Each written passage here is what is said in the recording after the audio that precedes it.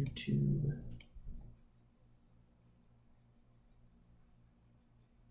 Okay, what is up, Copy Squad? It's your boy Kyle Milligan coming to you live from Boston, Massachusetts. I'm traveling a little bit at this time, and I want to talk to you about basically this number one mistake that I see copywriters make that is killing their offers and basically terminating their sales before they even have a shot for them to occur. And I've actually started spotting this pattern. It's kind of a beginner's error, but I've seen a lot of people make it. I spotted it while working with copywriters inside the Copy Squad inner circle. So if you want like personalized feedback on how to avoid pitfalls, if you want me to review your copy and go over these things with you, you can check out kylethewriter.com/squad and sign up there for the Copy Squad inner circle where we can talk about your copy together. Anyway, so what I've been seeing lately is it has to do with the offer section, and basically what it comes down to is when people get into the offer, right? They've done everything right up to this point. Everything's going smooth sailing. Like they've built a bunch of intrigue or hype, and it's very prevalent on an upsell page, and I'll explain why on an upsell page it's even worse. But essentially, they'll get a nice sales letter put together or a sales argument. It may not be like a 40-50 page sales letter like, you know, these direct response sales letters from financial space, because we have a bunch of different people in different niches. And then when they kind of get to the point where they want you to download their free report or take advantage now or sign up or whatever, they immediately switch out of copywriting mode into offer mode, which is like, it's counterintuitive, but basically what it comes down to is when it comes to copywriting, we have to never forget that we are always selling, okay? And it's always an emotional sale. It isn't ever a logical argument where we're telling people, essentially, we're not going to tell them what you're going to get specifically. Like, hey, buy this cool thing because of features, benefits. Like, that's going to sound counterintuitive, but stick with me. I'm going to explain what I mean. So really what I see happen in the offer section is you have folks who start to basically explain what it is they're selling. So in financial copy, when we're doing like a stock tease, or we're going to give away a free report or something at the end, in our bullets or whatever, our description of what the free report is about, we don't just sit down and say, okay, so this free report is about Microsoft and why we think you should invest in it for its dividends and our projections for blah, blah, blah. Because that's a very logical argument to sell a logical thing. And I've seen people flip the switch, like when they get to the offer mode, well, you're going to buy my product, let me tell you what's in the product. Module 1, we're going to do this. Module 2, we're going to do that. Module 3. Or, you know, we've got 17 different programs in here, and here's what's inside each program.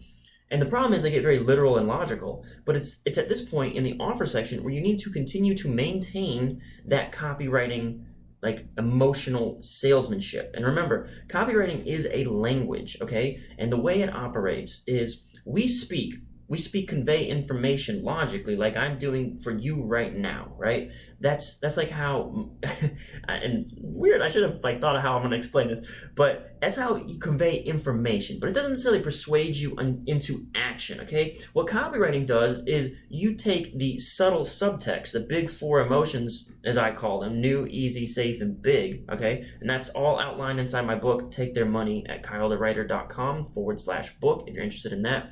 But you basically want to take all that information and figure out a way to take those innocuous, boring facts and frame them in the world of this is a new thing, it's easy to do, it's safe and credible, or it's going to make a big difference in your life.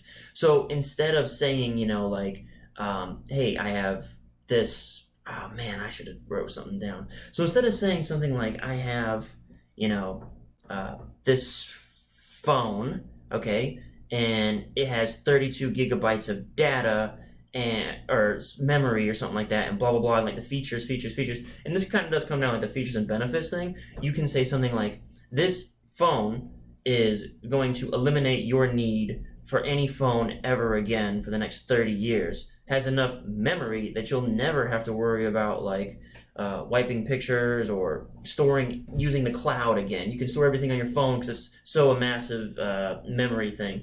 But anyway, I think one of the problems is we get into explaining what is the phone. Like, 32 gigabytes of data, and it has a camera with 12 megapixels. Like, that's like the wrong angle, okay? So that's problem number one that I'm seeing in the offer sections, where you start to kind of tell what the product is instead of selling the product. I think that's the point I'm trying to make, is people switch from copywriting mode into explaining their product and why it's so great. But no, you should sell the product, don't explain the product. I think that's a big difference that people I've seen inside the Copy Squad Inner Circle. That's a mistake that they've been making. And if you want me to check out your copy and go over how you can fix those sort of things, you can check out copywriter.com/squad for the Copy Squad Inner Circle. And then that's problem number one, is they get out of selling the product and they get into explaining the product. Problem number two, and this is what I mentioned at the beginning about upsell pages, where I see this being a problem, is basically once you think you've got them, right? They're bought in, they've read all the way to the bottom of the sales letter, now you just explain the product and they'll buy, right? Another problem that I've seen is once they've bought and they bounce to like an upsell page, I've seen people take the exact problem I just described and move it to the very front of their offer, right? Like, okay, so you bought, and on my thank you page, I'm going to give you an upsell. Except when I get you to the thank you page, I say, hey, if you like that, here's exactly the same problem that I just explained. And I think it comes from two places. On one hand, it's kind of just lazy. Like, I just wrote this sales letter for the front thing, and now I've got it. I mean, I understand. I actually... It takes a long time to write a sales letter. Even I'm just like, God, I gotta sit here and do all this research and do all this copywriting and all this stuff. You did it for the whole front end, and now you gotta do it for the upsell too. It's like, man, can I just tell them to buy it?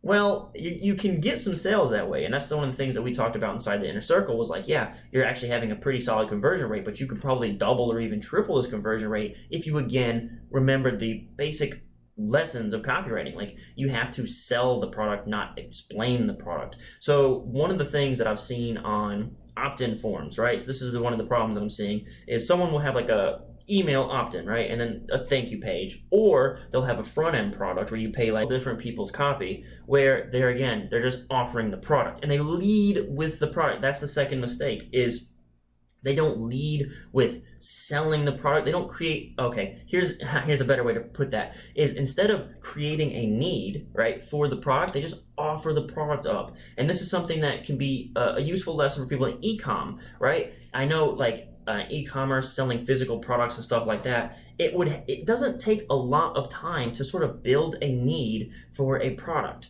For instance, you can just drop in something about new, easy, safe, and big. You can pick like one, right? Like, instead of just saying, hey, here's my supplement, it's on sale, you can say something like, I have a new formula for this supplement that, pro athletes, like, we use the same all natural ingredients that pro athletes use to get a better performance on the court. Here's the sale.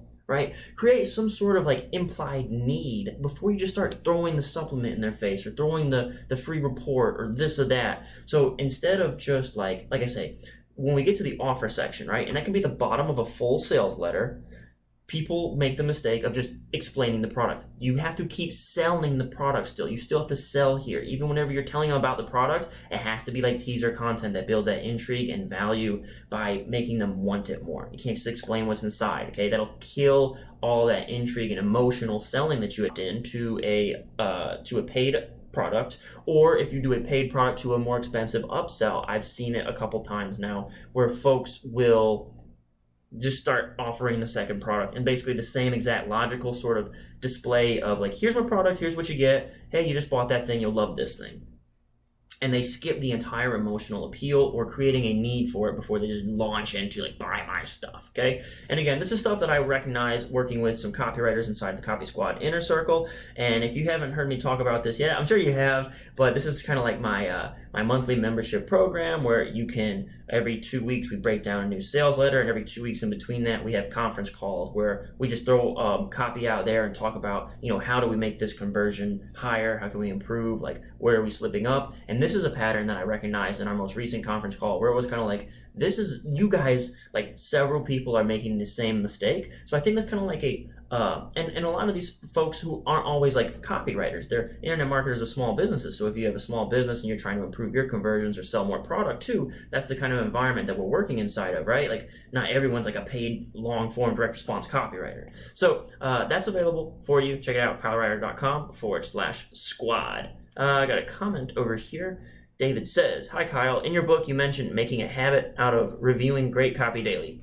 But how do we identify great copy that's worth reviewing?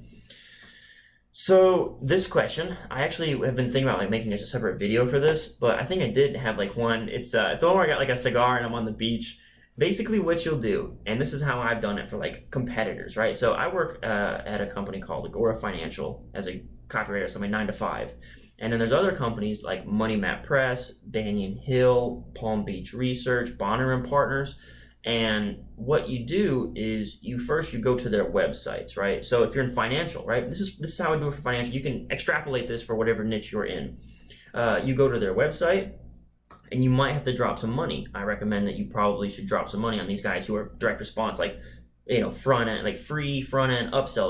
That's the whole funnel. So you can sign up for their free e-letters, okay? And then whenever you see something that's kind of they'll try to upsell you to the front end product, which would be like a $49 offer, okay? Then you're gonna have to drop $49. But once you do that, you'll be getting pitched all the back ends through the front end. So that's it, dude. Like you find a company that you know is good at direct response, or a company that you know is good at copywriting, and then you get in on a free letter, and then you buy the first thing, and then you see what they put on the upsell. Inside the Copy Squad Inner Circle, I have a review of a Frank Kern, the Cardone Kern live webinar that they put on. I did a breakdown of the entire funnel, and guess what? I had to buy the $50 product or whatever to see what their upsell was. And I just know that Frank Kern is a really good marketer. So I was willing to, I actually got the products. I haven't opened them or looked at them. I actually bought the products just so I could see the upsell. So sometimes you're going to have to invest. But if you do it through one of these large like publishing houses, you're going to be getting infinite promos and sales copy. Not only the sales copy from the promos, but you'll be getting the email copy when they're trying to get you to the promo. So it's kind of a 2-for-1 deal. Like you buy that front end, now you can see what kind of space ads and lift letters they write for their back end products, and then you can also get access to those back end products where they're going to be trying to upsell you there. So that's how you do it. Hope that was helpful. All right. That's all I've got. I just wanted to share this. I think I want to try to share a little bit more about what I've been learning and seeing while working with the Copy Squad Inner Circle. It's kind of been an eye-opening experience because there are a lot of things that you kind of take for granted when you're working in direct response that a lot of people might not think. Like, okay, now I'm supposed to tell them about my product. Yeah, you would think, but no, you have to sell them the product. You can't switch off copywriting mode because you're in the offer section now. You have to keep selling, okay? And that's something that we worked on together this week on our last call. All right, the next call will be in, I think, 2 weeks. David says, thanks, Kyle. You're a real one. I appreciate it, man. So today's Monday. Tomorrow's Tuesday. I'll be putting out my next sales letter breakdown. Tuesday after that, we'll be having another conference call going over this stuff together again. All right? So if you're interested, check out kylewriter.com/squad. Thanks so much for tuning in. Peace out. Copy Squad.